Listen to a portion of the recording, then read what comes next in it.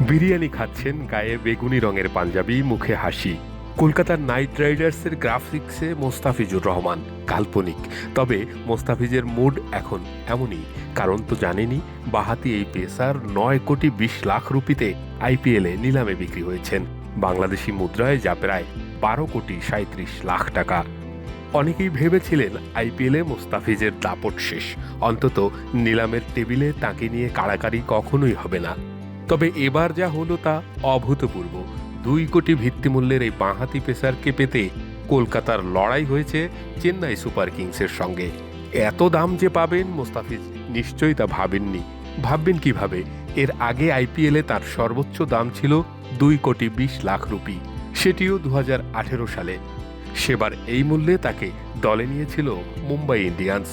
IPL নিলাম ভাগ্যের খেলা, সেই খেলায় এবার মোস্তাফিজ বড়দানি মেরেছেন। আইপিএল ক্যারিয়ারে 8 মৌসুমে 60 ম্যাচে 65 উইকেট পেয়েছেন মোস্তাফিজ। তবে চমক হয়ে এসেছে মোস্তাফিজের দাম, কারণ ক্যারিয়ারের সেরা সময়ও মোস্তাফিজের এত দাম ওঠেনি। মোস্তাফিজের কাটারে যখন পুরো বিশ্ব ভীতসন্ত্রস্ত, তখনও নয়, বলা যায় তখন নিলামে মোস্তাফিজ প্রতিনিয়ত হেরেছেন। 2016 সালে প্রথমবার আইপিএলে নিলামে ওঠেন মোস্তাফিজ, বিক্রি হন 1,20,00,000 রুপিতে। Rudra Rohan, desk report, Bangla news 24।